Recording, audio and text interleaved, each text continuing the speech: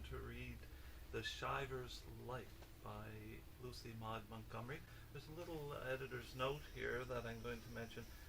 Chiver's Light, it was published in Children's Companion annual in London in 1924. And it was not listed by this title in the 1986 bibliography, though. This was a repeat with the change of the name of the light of LM Montgomery's story, The Glen's Light, published in Good Cheer in October 1900. So the Chiver's Light is sort of a revised name. I suspect the story wasn't revised, but the name was revised. And it says here that when you listen to the story, keep this in mind, because I think you'll agree, it's possible that Montgomery had Summerside in mind for Southport. You'll hear the name Southport, but pretty sure she's talking about Summerside in this story. And the lighthouse would be the Indian Head Lighthouse.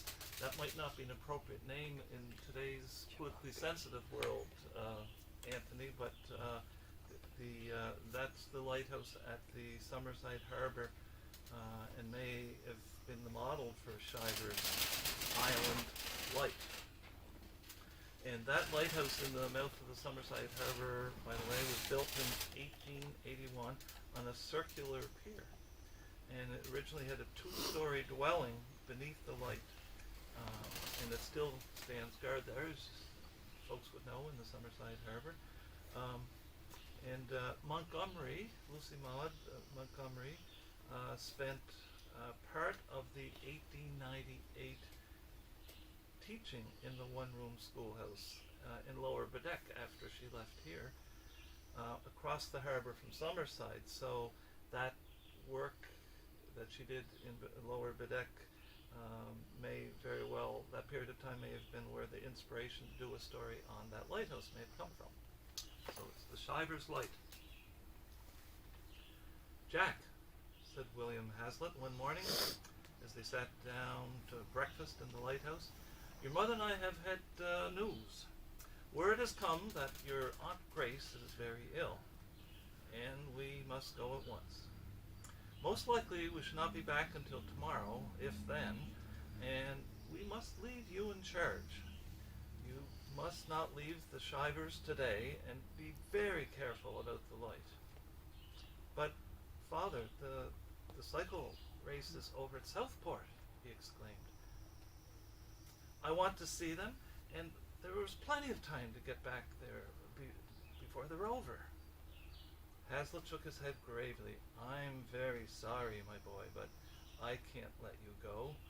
The wind sometimes blows up so quickly in the afternoon that you might not be able to get back, and that would be a terrible thing.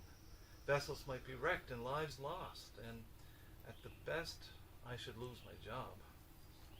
But, Father, pleaded Jack, I'd be careful, and if I saw the least sign of a gale, I'd start home at once. No, Jack, you mustn't go. I can't take the risk. I know what you're like too well. If you went over to Southport and got watching the races, a hurricane might come up without your noticing it. I don't like to disappoint you, as you know, but it can't be helped, so don't let us hear any more about it. When his father spoke in that tone, Jack knew it was no use to plead. But he felt that he was a very ill-used boy and ate his breakfast in sulky silence. After breakfast, Mr. and Mrs. Hazlitt started. They had to sail across to the mainland and take the train at St. Eleanor's Chiver's. Take the train at St. Eleanor's. Chiver's Island, on which the lighthouse was built, was a tiny bit of a rock at the mouth of the harbor. The Hazlitts were the only people living on it, so it could not be called very lively. But it was within an hour's sail of Southport and St. Eleanor's and other villages, and Jack liked the life very well. Hazlitt did not feel any anxiety at leaving Jack in sole charge. He had often done so before. Jack was a tall, strong lad of 14 and understood the lighting up thoroughly. He did not mind being left alone and was proud of the responsibility. But today he was in a very different mood. He had set his heart on going to the cycle races over at Southport, and he thought his father very unreasonable. "It's going to be a splendid day," he muttered, kicking a pebble angrily into the water as he watched his father's boat skimming over the bay. "Just a fine breeze for sailing. The races would be over by 4, and I'd be back by 5. 3 hours before dark. It's too bad." The longer Jack thought about it, the worse he was convinced it was. His chum, Oscar Norton, would be expecting him at Southport, and they had planned to have such a splendid time. The races would be the last of the season, and it was unjust and unkind of his father to forbid him to go. The morning wore away slowly. Jack had enough to do to keep him out of mischief. He got his dinner and then went down to the little point where his own pretty boat was, the Pearl, with her glistening white sides and new sail, was anchored there. It was a glorious day. A splendid breeze was blowing up the bay from just the right quarter. The sky was blue and clear. There was no sign of a storm. Jack came to a sudden conclusion. He would go to the races. His father need never know. And he would be back long before dark. In a few minutes, the Pearl's white sails were filling merrily away before the breeze, and Chiver's Island, with its huge white tower, was growing dim and misty behind her. Jack reached Southport in an hour. Oscar Norton and several other boys whom Jack knew were at the wharf and greeted him hilariously. In a few minutes they were hurrying through the streets to the park, and Jack had forgotten all about Chiver's Island and the lighthouse. They were soon absorbed in the races. The bay could not be seen from the park, and so excited were they all that they did not notice how strongly the wind was blowing up. Jack, as his father had foretold, forgot everything he ought to have remembered, and thought of nothing but the track and the whirling figures on it. At 4 o'clock the races were over, and Oscar proposed a trip to a restaurant by way of a wind up to the day. Jack had awakened to the fact that a stiff wind was blowing, and that it might be wiser for him to hurry home. But the track was sheltered, and he did not realize how much the gale had increased. The other boys assured him that there was plenty of time, and in the end he went with them, so that it was fully 5 o'clock before he and Oscar found themselves again at the wharf. "Great Scott! Jack, you can't get home tonight," exclaimed Oscar as they came in sight of the bay. "Why, I had no idea it was such a gale. It's a regular young hurricane. Phew! Look at those waves." Jack looked about him in dismay. Far and wide the bay was an expanse of rough waves, and far out Chiver's Island lighthouse loomed dimly through a haze of spray. Too late, he wished, that he had obeyed his father. "I must get home," he exclaimed desperately. "Why, Oscar, father and mother are away, and there's nobody to light up." Oscar looked grave. "I don't see how you can get there, Jack. You can't do it in your own boat, that is sure. She would swamp in a jiffy."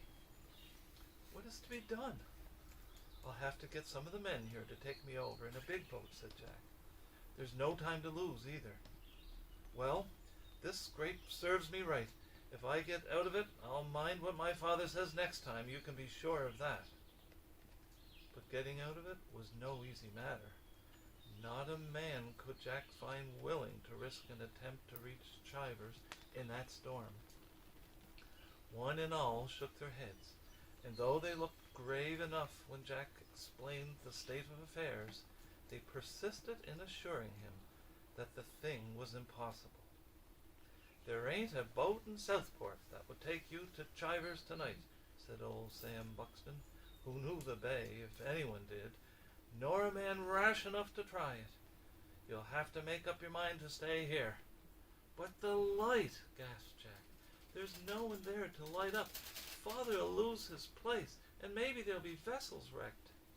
"You should have thought of that before you came away," said old Sam grimly. "It's a bad piece of business, but you can't better it by drowning yourself. You can't get home tonight no matter what happens, and that's the long and short of it." Poor Jack was in a terrible state of mind. Oscar wanted him to go home with him, but Jack refused to leave the wharf. Although he knew quite well that there was no likelihood the storm abating that night, he was very miserable. If he had only obeyed his father, what if a vessel should be coming in amid all that tempest and darkness with no beacon to guide her? If lives were lost, he, Jack Hazlitt, would be a murderer. The boys were cold and drenched with spray, but Jack was determined to stay at the shore.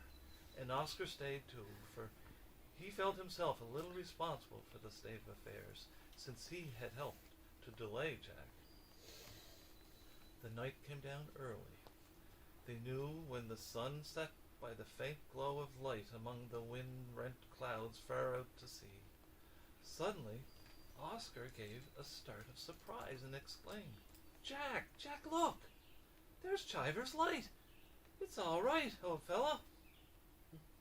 Jack, who had been sitting with his face buried in his hands, sprang up. Then he gave a gasp of joy, almost reeled against his friend, so great was his relief. For there, clear and bright across the harbor through the stormy night, shone the beacon of Chiver's Island lighthouse. "Thank God," Jack muttered huskily. "Father must have got home after all." The appearance of the light was a great relief to many others along the shore, for the men had been very anxious. Jack consented to go home with Oscar, but he did not sleep much that night, and when he did, it was to live over in dreams the horror of the last few hours. He was sure that never, as long as he lived, could he forget it. It was the afternoon of the next day before the wind calmed enough to permit Jack to go home. Even then he had an exciting passage. As he drew near to Chiver's, a boy came running down from the lighthouse. And when Jack sprang ashore, he saw that it was his cousin Alec, who lived in St. Eleanor's. "Where's Father? Isn't he here?" he asked as they shook hands. "No. Where on earth have you been? Uncle John and Aunt May called at our place yesterday morning and said they were going to be away all night and you'd be here all alone. And wouldn't I come over? So I sailed merrily over yesterday afternoon, and this is the first I see of you." "I went over to the races at Southport," said Jack, shamefacedly. "I oughtn't to have gone. Father told me not to, but I was sure I'd get back in time. Then the storm came up and I couldn't. I nearly went crazy. You don't know how thankful I felt when I saw the light flash out. Did you light it?" "Yes, I hung around waiting for you until it got too late to go home. And anyway, I knew somebody ought to be here. When it got dark, I managed to light up. You see, John do it many's a time. Then I stayed up all night for fear something would go wrong. A nice, cheerful time I had, you may be sure, with the waves crashing out there and not a creature to speak to but the cat. Besides, I was afraid that you had tried to come home and had got drowned." "I've got off better than I deserved," said Jack humbly. "I'll never do the like again, and I'm grateful to you beyond words, Alec." Jack's father came home the next day. Jack did not try to hide the story from him, but confessed all frankly. Hazlitt did not scold him very much, for he knew the lad's punishment had already been severe enough. All he said was, "You see, my son, what your disobedience might have cost you and us, Let this be a lesson to you. It will indeed, Father, I'm sure, said Jack earnestly. And it was. So that's The Shiver's Light by Lucy Maud Montgomery.